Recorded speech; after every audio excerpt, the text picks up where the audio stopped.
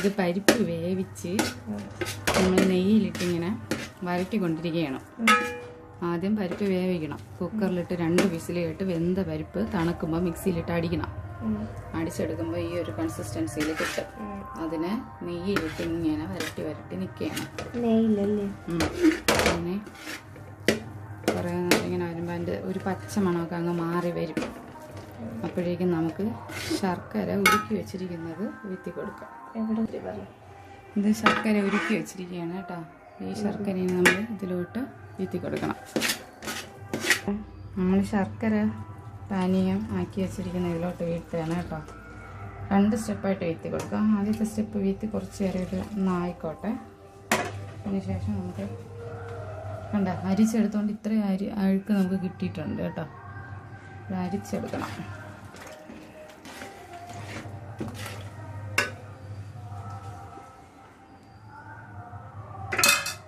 ഇത് നന്നായിട്ട് ചെറുതായിട്ട് പൊട്ടിത്തെറിക്കുകയൊക്കെ ചെയ്യും.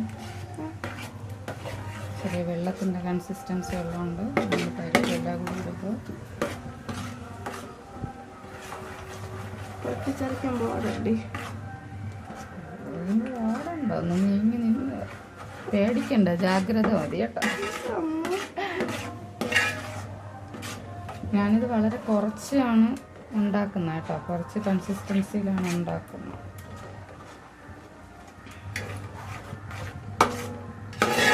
ഞാൻ ഒരു 1.25 ഗ്ലാസ് പരിപ്പാണ് എടുത്തിട്ടുള്ളത്.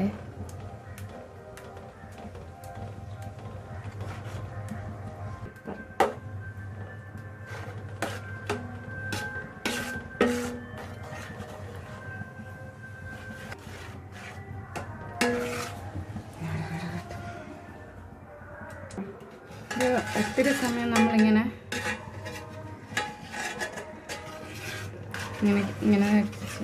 കിണ്ടി നിൽക്കണം കേട്ടോ. അടി പിടിക്കാതെ നോക്കണം. അടി പിടിച്ചാൽ പിന്നെ ഒരു ഗുണവും കാണില്ല.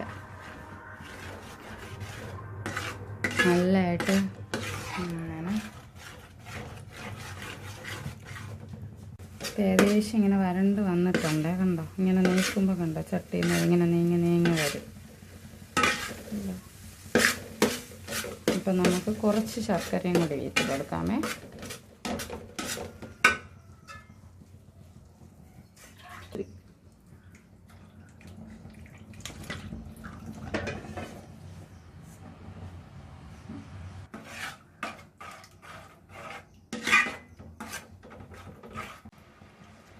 കണ്ടോ? നമ്മൾ രണ്ടാമത്തെ ശർക്കര വീത്തി ഇങ്ങനെ വീണ്ടും കുറേ സമയം, ഇത് കടല പായസം ആയതുകൊണ്ടാണ് കേട്ടോ നമുക്ക് ഇത്രയും സമയം വരുന്നത്. ഇങ്ങനെ വരട്ടി പിന്നെ ഏത് പായസമായാലും ഇങ്ങനെ വരട്ടി നിൽക്കും തോറും ടേസ്റ്റ് കൂടും. നമ്മൾ ശർക്കര ഒഴിച്ച് ശർക്കര ഒന്നിങ്ങനെ വീണ്ടും ഡ്രൈ ആയി വരുന്ന സമയത്ത് ചവ്വരിയുടെ ആഡ് ചെയ്ത് കേട്ടോ. ചവ്വരി നമ്മളിങ്ങനെ കുതിർത്ത്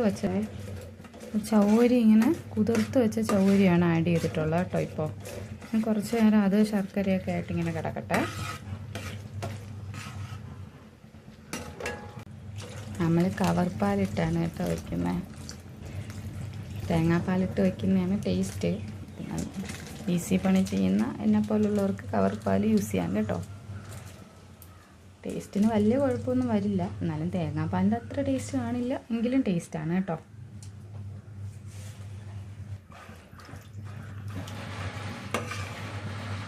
നന്നായിട്ട്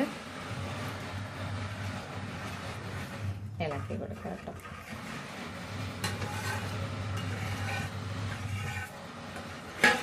സൈഡിലുള്ള എല്ലാം ഇളക്കിയിട്ട് കൊടുക്കാം. നമ്മുടെ ചവ്വരി അപ്പോൾ ഈ പാലിൽ കിടന്നങ്ങ് വെന്തോളും കേട്ടോ. അതാദ്യം പറഞ്ഞ് ചവ്വരി പോലെ